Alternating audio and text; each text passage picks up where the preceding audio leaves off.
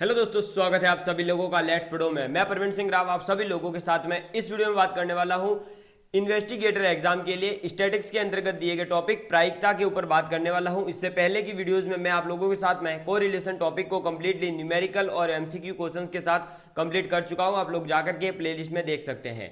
आज का हमारा टॉपिक है प्रायिकता। तो आप टॉपिक डाल दीजिए प्रायिकता। क्या टॉपिक है दोस्तों हमारा? प्रायिकता यानी कि प्रोबेबिलिटी। ठीक है। अब प्रायिकता पढ़ने से पहले हम इसमें बार बार उपयोग में आने वाला शब्द है घटना, उसके बारे में और उसके वर्गीकरण के बारे में पूरी डिटेल ले लेते हैं। तो दोस्तों देखिए, जीवन में, दैनिक जीवन में आपके जितनी भी घटनाएं होती है, जो भी आप जीवन व्यतीत कर रहे हैं, तो आप सुबह से लेकर के रात को सोने तक आपके द्वारा कई प्रकार की विभिन्न घटनाएं की जाती है और आपके सामने कई घटनाएं घटित होती है। तो वे जो घटनाएं हैं दोस्तों, उन घटनाओं को दो भागों में बांटा जा सकता है। कितने भागों में? दो भागों में बांटा जा सकता है। तो सबसे पहले तो देखिए, जो घटनाएं हैं उसके कितने टाइप्स है? दो। एक है दोस्तों कि आपकी जिनका परिणाम निश्चित हो। कौन सी घटनाएं? जिनका रिजल्ट या फिर परिणाम जो है वो निश्चित हो। ठीक है, इसके एग्जाम्पल भी मैं भी दूंगा, परिणाम निश्चित। और दूसरी घटनाएं वे आती है जिनका परिणाम अनिश्चित हो। क्या हो दोस्तों? जिनका परिणाम अनिश्चित। परिणाम क्या होगा दोस्तों? अनिश्चित होगा। ये बात आप लोगों को याद रखनी है। अब परिणाम निश्चित होगा या परिणाम अनिश्चित होगा, ये किस बेस पर बांटा जाता है, इसके बारे में हम पढ़ने वाले हैं। तो देखिए, सबसे पहले बात करते हैं परिणाम निश्चित। अब जैसे कि आप सुबह उठेंगे तो उठ के आप जो है क्या करोगे दोस्तों? तो आप देखोगे कि उठते ही आप लोगों ने क्या करा, अपने घर में अपने जो भी परिवार के सदस्य हैं उनको देखा। इसी प्रकार से आप जब उठे तब सूर्य उदय हुआ होगा। ठीक है। उसी प्रकार से आप अगर डेली ऑफिस वगैरह जाते हैं तो आप ऑफिस गए, तो इसका ये सब चीजें का क्या है? परिणाम निश्चित है कि ये होगा। लेकिन परिणाम अनिश्चित कैसे? परिणाम अनिश्चित का तात्पर्य है कि आपने कोई एक सिक्का लिया, उसको उछाला। अब उसको उछालने पर यहां पर परिणाम अनिश्चित है। हो सकता है हेड आए, हो सकता है टेल आए। तो इस प्रकार से परिणाम कुछ घटनाओं के निश्चित होते हैं जबकि कुछ घटनाओं के अनिश्चित होते हैं। अगर परिणाम निश्चित की और बात करूं तो आप कह सकते हैं कि आपने एक सिक्का लिया जो कि दोनों ओर से सेम है, सिमेट्रिकल कोई आकृति ली और उसको उछालोगे तो हमेशा उसी प्रकार की दिखाई देगी। लेकिन अगर आपने क्या करा, एक असिमेट्रिकल जो है वस्तु ली, एक असममित वस्तु ली और उसको उछाला, तो हो सकता है हर बार आपको अलग अलग प्रकार की आकृति दिखाई दे। अब जिनके परिणाम निश्चित होते हैं उन घटनाओं को भी दो भागों में बांटा जाता है। कितने भागों में? दो भागों में। पहला भाग है आपके सकारात्मक घटना। कैसी? तो सकारात्मक। जबकि दूसरी होती है दोस्तों आपके नकारात्मक। कैसी होती है? नकारात्मक। ये बात याद रखिएगा। अब सकारात्मक परिणाम की घटनाएं कौन सी है और नकारात्मक कौन सी है? तो सकारात्मक का मतलब है दोस्तों घटना निश्चित है। ठीक है, घटना क्या है? निश्चित है। अब पहले बात करी परिणाम निश्चित है, अब बात करें घटना निश्चित है। और यहां पर घटना निश्चित नहीं है। ठीक है, घटना क्या है दोस्तों? निश्चित नहीं है कि वह घटना घटेगी, मतलब नहीं घट सकती, ऐसा है। घटना निश्चित है कि वह नहीं घटेगी, और एक सकारात्मक यानी कि घटना निश्चित है कि घटेगी। ठीक है, जैसे कि देखिए सकारात्मक का एग्जाम्पल दूं तो कल सूर्य पूर्व से उदय होगा। अब ये सूर्य जो है पूर्व से उदय हो रहा है, ये परिणाम तो फिक्स है भाई, सूर्य पूर्व से ही उदय होता है और पूर्व से ही उदय होगा। और घटना निश्चित ही है कि उदय हो गया या होगा, या कल भी होगा, परसों भी होगा। लेकिन नकारात्मक इसी से समझे तो कल सूर्य पश्चिम से उदय होगा, ये कभी पॉसिबल है क्या? तो ये घटना कभी निश्चित हो सकती है क्या? नहीं हो सकती। तो ये घटना ही पॉसिबल नहीं है, उसे कहा जाएगा नकारात्मक घटना। या नकारात्मक घटना वह जो कि घटना कभी निश्चित नहीं हो सकती, लेकिन सकारात्मक जो घटना निश्चित होगी। तो सर हमें इसके बारे में पढ़ना है क्या इस चैप्टर में? नहीं भाई, हमें इस चैप्टर में पढ़ना है वो केवल और केवल इसके बारे में जिसका परिणाम अनिश्चित हो। क्या हो? अनिश्चित हो, या आपके पास में ऑप्शन 2, 3, 4 इस प्रकार से हो। जैसा कि आपने एमसीक्यू जो आपके एग्जाम देने जाते हो, आप किसी भी, जैसे आप इन्वेस्टिगेटर का एग्जाम दोगे, आपके जो क्वेश्चन आएंगे उसमें 4 ऑप्शन होंगे। हर किसी की प्रोबेबिलिटी होगी 1/4, 1/4, 1/4, 1/4, क्योंकि सभी ऑप्शंस समान है, सभी ऑप्शंस की संभावना है कि आपका कोई भी आंसर हो सकता है। आपको नहीं पता है, आप तुक्का भी नहीं मार सकते, तभी तो आपको कहा जाता है कि यहां प्रोबेबिलिटी लगाया करो। तुक्का मारने के लिए क्या करो, 2 ऑप्शन कट करो, 2 बचेंगे तो क्या होगा, 50-50 होगा, तो हो सकता है 50% सही हो जाए, 50% गलत हो जाए। ठीक है, तो इसलिए ये घटना क्या होती है, इनके परिणाम अनिश्चित होते हैं। ठीक है, तो बात समझ में आ गई। तो वे घटनाएं जिनके घटना ही मतलब उनके घटित हो भी सकती है अथवा घटित नहीं हो सकती, उन्हीं को क्या कहा जाता है दोस्तों, उनके लिए ही हम यूज क्या करते हैं, संभवत, संभावना, प्रायिकता, अवसर, इस प्रकार के शब्दों का हम प्रयोग करते हैं। ठीक है, ये बात आप लोगों को याद रखनी है। तो प्रायिकता क्या है, प्रायिकता का मतलब क्या हुआ, वे घटनाएं जिनका परिणाम अनिश्चित हो, घटित हो भी सकती है, नहीं भी हो सकती। ठीक है, ये बात याद रखिएगा। अब बात करते हैं, तो देखिए दोस्तों, प्रायिकता की डेफिनेशन के बारे में। तो प्रायिकता के बारे में कहा जाता है कि प्रायिकता अनिश्चित घटनाओं के प्रति मस्तिष्क की एक स्थिति है। जो आपकी प्रायिकता क्या है, अनिश्चित घटनाओं के प्रति मस्तिष्क की एक स्थिति है। ये बात आपको याद रखनी है। इंग्लिश में probability is an attitude, probability is an attitude of mind towards uncertain events. और ये कॉनर के नामक जो है हमारे गणितज्ञ थे, उन्होंने दी थी। क्या दिया है दोस्तों, probability is an attitude of mind towards uncertain events. प्रायिकता अनिश्चित घटनाओं के प्रति मस्तिष्क की एक स्थिति है। यह बात आपको याद रखनी है। और अब हम बात करते हैं कि प्रायिकता हम निकालेंगे किस प्रकार से, इसके बारे में। तो आप लिखिए दोस्तों, प्रायिकता, क्या लिखेंगे दोस्तों, प्रायिकता अनुकूल घटनाओं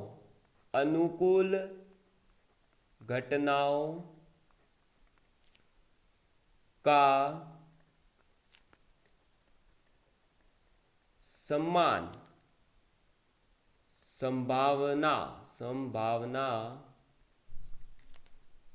वाली कुल घटनाओं के साथ अनुपात है। क्या है दोस्तों, अनुपात है। क्या बोला मैंने, तो प्रायिकता अनुकूल घटनाओं का समान संभावना वाली कुल जितनी भी घटनाएं हैं उनके साथ में एक अनुपात है। आप इस फॉर्मूले को इस प्रकार से लिख सकते हो कि P ऑफ E बराबर, आप क्या लिख, probability of event is equal to क्या हो जाएगा दोस्तों, अनुकूल परिस्थितियों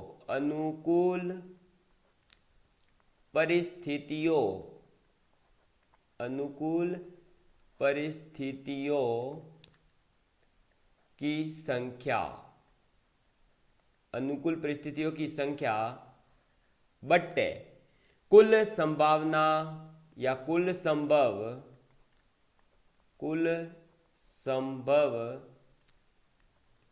परिस्थितियों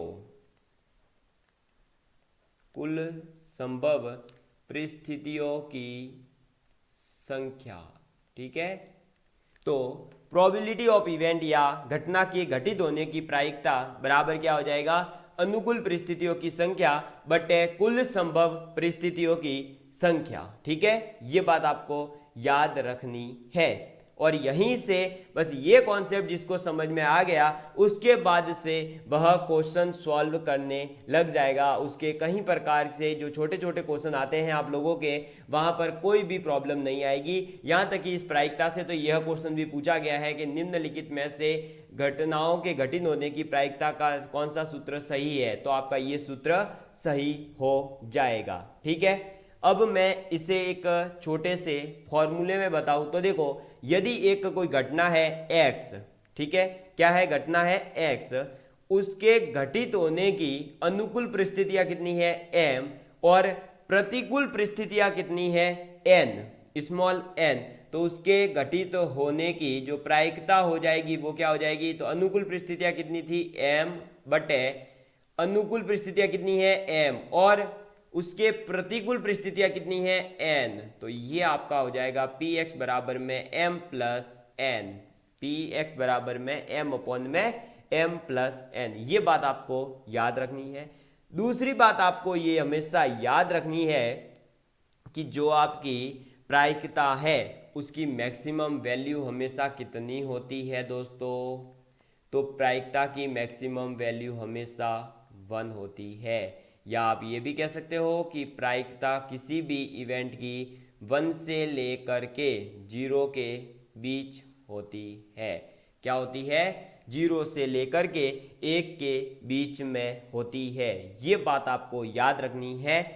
आगे बढ़ते हैं, तो किसी भी घटना के, कोई भी घटना है दोस्तों आप लोगों की, उस घटना के घटित होने की प्रायिकता सपोज करिए m है। क्या है, प्रायिकता के घटित होने की संभावना m है, और उसके घटित, देखो यहां पर तो मैं क्या लिखवा रहा हूं, घटित होने की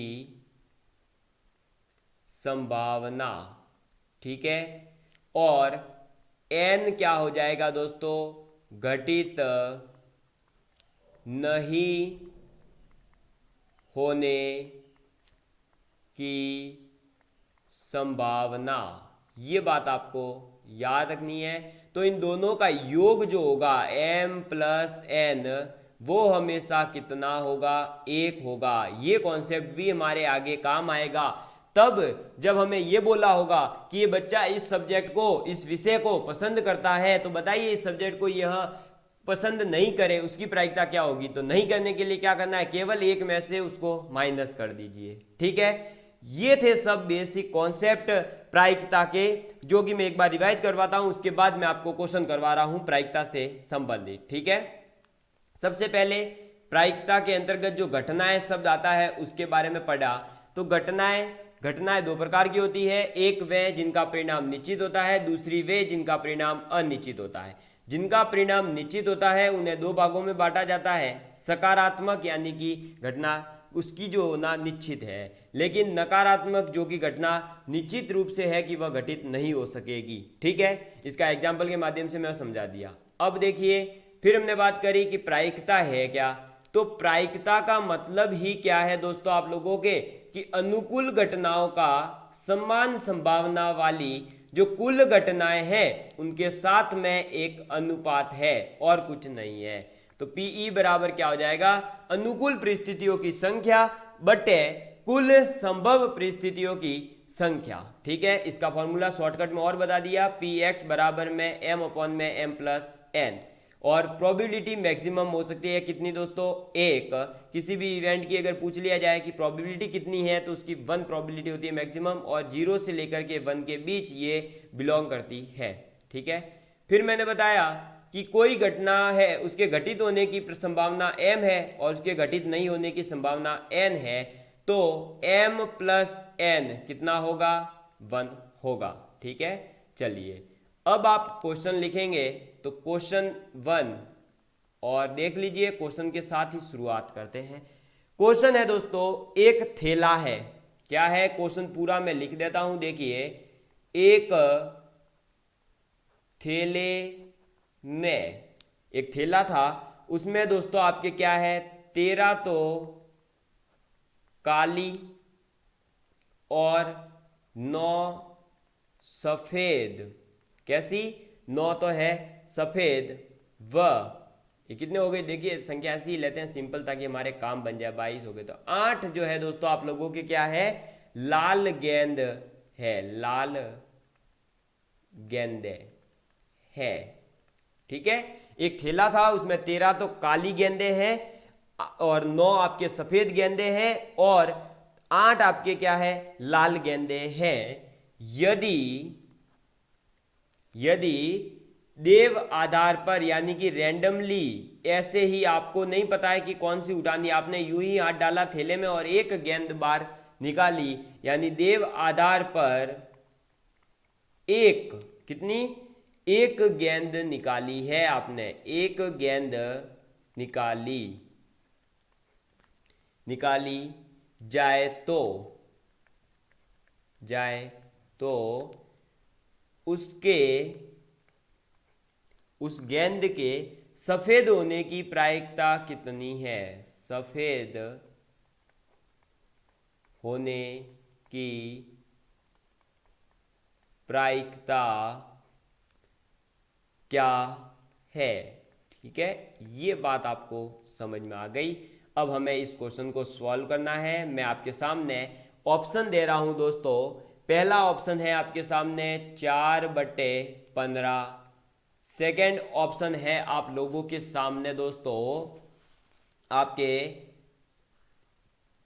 3/10, और सी ऑप्शन है आपके सामने 7/10, और डी ऑप्शन है आप लोगों के सामने 1/5। ये मैंने आपको 4 ऑप्शन दे दिए हैं। अब इस क्वेश्चन को आप सॉल्व करिए और जल्दी से जल्दी इसका आंसर कमेंट करके बताइए। मैं देख रहा हूं कौन स्टूडेंट कमेंट करता है, जल्दी इसका आंसर कमेंट करिए। क्वेश्चन क्या है कि एक थैला है, मैं इंग्लिश में बोल देता हूं, from a bag containing 13 black, 9 white and 8 red balls. A ball is drawn at random. What is probability that it is the white ball? एक थैला है जिसमें 13 काली गेंदें हैं, 9 सफेद गेंदें हैं और 8 लाल गेंदें हैं। यदि देव आधार पर एक गेंद निकाली जाए तो उसके सफेद होने की प्रायिकता कितनी है। तो देखिए इस क्वेश्चन को हम समझते हैं। सबसे पहले 13 तो क्या है दोस्तों, काली गेंदें हैं तो काला बना दिया मैंने, ठीक है। 9 क्या है आपके, सफेद गेंदें हैं तो 9 सफेद है, और 8 आपके क्या है दोस्तों, लाल गेंदें हैं, ठीक है। और ये एक मान लीजिए ब्लू कलर के या इस कलर के बैग में, ग्रीन कलर के बैग में पैक है। तो टोटल गेंदें कितनी हैं, तो देखिए टोटल बॉल्स, तो टोटल बॉल कितनी हो गई, 13 और 9 22 और 8 30। टोटल गेंद तो कितनी हो गई है आपके पास में, 30 गेंदें हैं। टोटल कितनी गेंदें हैं दोस्तों, 30 गेंदें हैं। अब आपने क्या करा है, रैंडमली बॉल निकाली है, तो आपको ये नहीं पता है कि आप कौन सी बॉल निकालोगे। तो हमें कोई गेंद की पूछी है सफेद, और सफेद गेंद कितनी है, 9। तो अनुकूल परिस्थितियां कितनी हो गई, 9। भाई सफेद गेंद आने की प्रायिकता, सफेद गेंद आ सकती है, कितनी सफेद गेंदें हैं, 9 है ना, तो 9 ही सफेद गेंद आ सकती है, इससे ज्यादा तो 9 निकल ही नहीं सकती। तो अनुकूल परिस्थितियां कितनी है, 9 है, जो बोला उसके अकॉर्डिंग, ठीक है। और अब टोटल प्रायिकता कितनी है, तो भाई 30 बॉल है, कोई भी एक बॉल आ सकती है, तो टोटल संभावना तो कितनी थी, 30, लेकिन सफेद आने की संभावना कितनी है, 9। अब आप इसको काट दीजिए, तो ये देखिए probability of white ball is equal to, ये क्या हो गया, 3 से कट जाएगा, 3 तिया 9 और 3 दाम 30, तो 3/10 यही हमारा आंसर है। इस टाइप के क्वेश्चंस आप लोगों को एग्जाम में देखने को मिलेंगे, तो आपका बी ऑप्शन सही है। आप लोगों को यह क्वेश्चन समझ आ गया होगा कि इस क्वेश्चन में बहुत ही बेसिक चीज पूछी गई थी, ज़्यादा कोई पूछा नहीं था। ये केवल और केवल प्रोबेबिलिटी की अभी स्टार्टिंग है। क्या है, प्रोबेबिलिटी की एक स्टार्टिंग है। अभी तो हमने प्रोबेबिलिटी का केवल एक कॉन्सेप्ट पढ़ा है, ठीक है। इसी पे बेस्ड मैं आप लोगों को बहुत सारे क्वेश्चंस और बहुत सारी प्रैक्टिस करवाने वाला हूं। हर कॉन्सेप्ट आपका क्लियर किया जाएगा। नो टेंशन रहिएगा, ठीक है। बिल्कुल भी टेंशन नहीं लेनी है कि सर कब कंप्लीट होगा सिलेबस, आपके इजी गोइंग में हो जाएगा। सिलेबस अगर करवाना होता तो मैं लगातार 2 से 5 घंटे की क्लास डाल के आपका सिलेबस कंप्लीट कर दूं, लेकिन मुझे पता है कि पूरी यूट्यूब पर आप बड़ी बड़ी वीडियोस नहीं देखते हो, छोटी छोटी वीडियो के माध्यम से आप सीखिए और इनको नोट्स बनाते हुए चलिए, तब आपको पता चलेगा कि हमने कितना पढ़ाई की है और क्या नहीं किया है, ठीक है। चलिए, थैंक यू दोस्तों।